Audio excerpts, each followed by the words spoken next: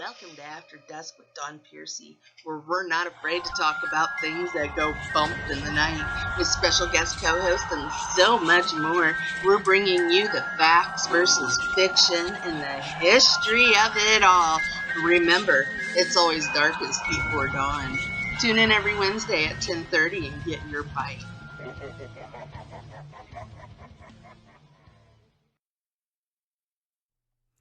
Picking up where we left off on After Dusk with Don Piercy with a continuation from last week to get your bite on. As time goes on, it just gets bigger and badder, right? So Odin could have been some dude from like Cro-Magnon time that was bigger, faster, stronger, smarter than everyone else. Maybe he punched out a woolly mammoth. Maybe, wow. Well, but what is that story going to evolve to, right? Oh, he can slay animals with his fist, right? Maybe when he, maybe like, I don't know, one day he was like whatever around the campfire and like and he like said something and something happened. And then a falling star comes falling out of the sky, right? Well, this guy's amazing. We love Odin. This dude is awesome. He's magical. So what's your take on thinking that the gods and goddesses are actually the Anunnaki? Which ties in if there's the Big Bang Theory, okay, and the Anunnaki are from Nibiru, like they say. Right. Maybe they fell off Nibiru and onto Earth. I don't know. It made me think. Maybe they fell off Nibiru and on the Earth, and the gods and goddesses were the Seraphim, a.k.a. Anunnaki, which fell in love with humans, and God got mad and said, "You're not getting back on Nibiru, you bad boy." Well, I mean, so assuming that the Anunnaki, right? So what do we know about the Anunnaki? Okay.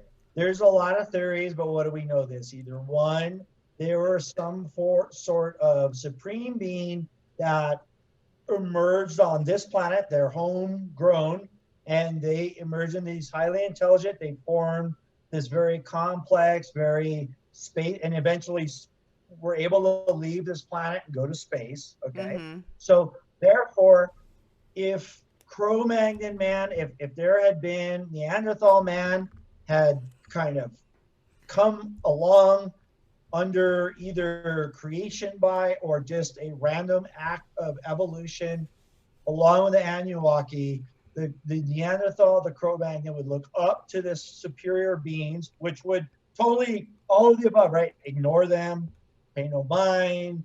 They would probably, one of them is blood sacrifice.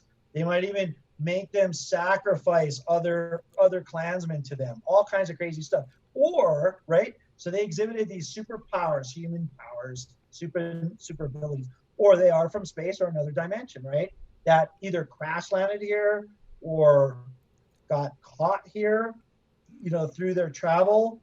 So either way, the Anunnaki would have been superior, whether they're homegrown or somehow got trapped on this earth or came here on purpose.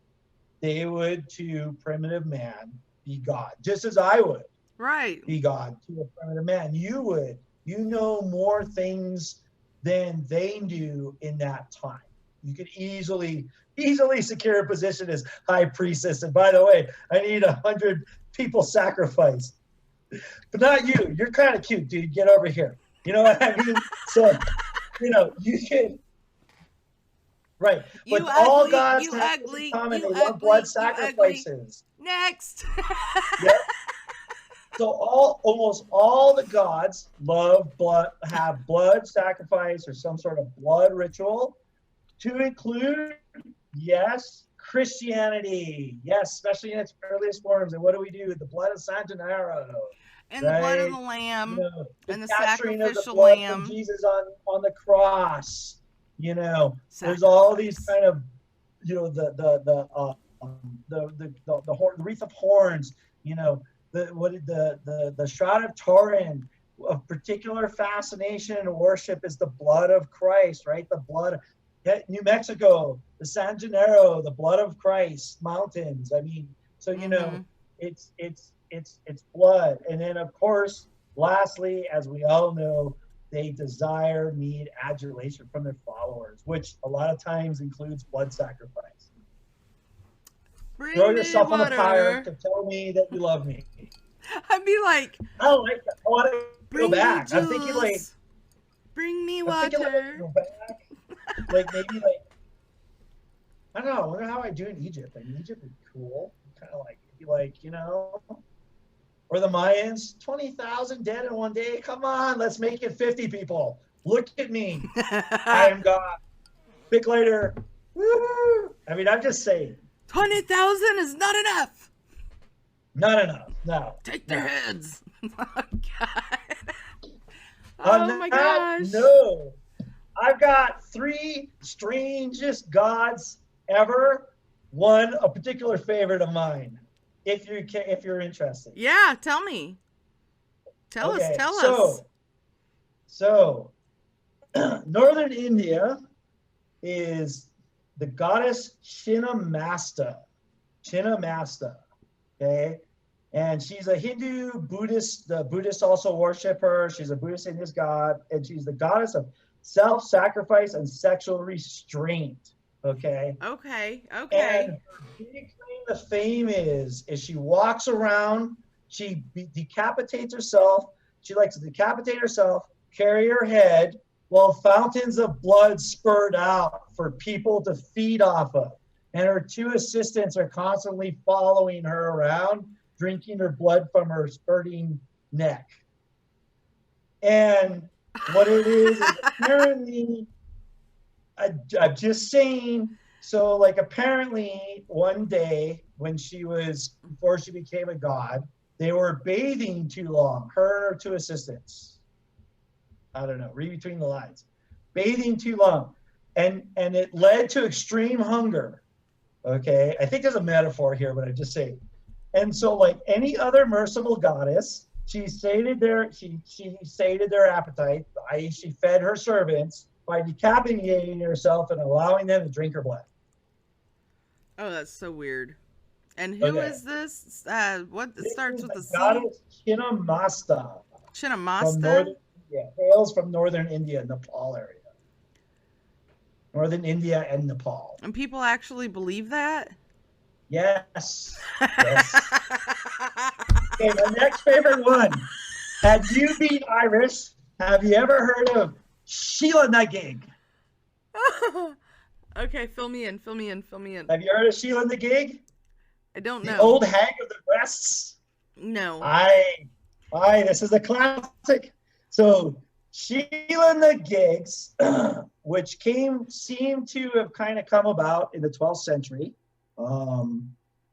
is this extremely old, saggy, ugly old lady that wanders the countryside. Okay, and she's known as a fertility goddess. That was it, because this is what's good about it is. So she wanders the countryside and she tries to seduce men, and she seduces them by lifting up her kilt and showing her lady parts, which are very. But isn't she old and wrinkly? Old and saggy, really bad. If a man chooses to sleep with her, okay? And come on, we all know it. Sometimes you just have a dry spell. When you lay with her, she turns into this beautiful woman, and she will make you a king. She'll make you a king. And she is known as a protector, the Irish protector against evil. And if she's in your company, evil spirits will not go around her because she's just so butt ugly. Are you serious? Sheila Nagig. Come on, you should know this one. Oh my gosh, that is too funny. Yes. That is too funny. So, gentlemen out there, sometimes you may get propositioned by a more undesirable looking person Don't always judge looks. She could be a beautiful princess underneath and make you into a king. You never know. Just saying. And my all-time favorite, this one, I fell in love with this guy. I might have to change gods. Sorry, Odin, but this guy's just a little bit cooler. Okay. So he is the voodoo god Baron Samedi. Okay. And Baron Samedi is the god of the dead for voodoo religion. All right. For and he is hoodoo associated with obscenity. Hoodoo or voodoo? Did you say hoodoo? Voodoo. Voodoo. Voodoo. Okay. The god of voodoo and the dead. Specifically, he's the caretaker of the dead. He was actually represented in the one James Bond movie. Was it Dr. No? If you remember the famous scene in the beginning, there's like the one guy, I can't remember his name, famous actor, but he's dressed up like Baron Samedi. He's got the skull painted on his face, and he's doing this whole song and dance thing and all this. But anyways, so he is associated with obscenity, chaos, debauchery, and intoxication. And his job is to basically make sure that the dead are dead. He personally digs the graves. He purposely prepares the body. He prepares the bodies, and he buries them good and deep to make sure that they rot in hell. That's what he does. And my favorite part, in his spare time, he loves drinking rum. Who doesn't? Smoking cigars. Who doesn't? And chasing women and swearing profusely. Mwah. I might possibly be Baron Samedi. I maybe that's where I go when I fall asleep at night. I'm not sure. Love this guy. So those are the three of the strangest, more what I would say unique gods out of the 10 strangest gods. And there was I can't remember all of them, but these are the ones that stood out to me.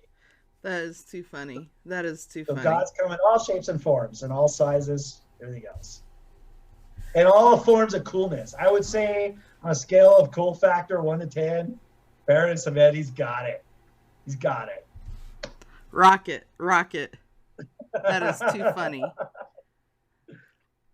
So, where do we go from here? Thanks for tuning in to After Dusk with Dawn Piercy. I hope you enjoyed this episode. If you enjoyed it, like, share, subscribe, and tune in next Wednesday for the next part in our web series at 10:30 p.m. Eastern Time. And if you feel fit to buy me a cup of coffee once a month for bringing you this series, you can do so at our Anchor.fm platform under a new podcast. Until next time, keep it real.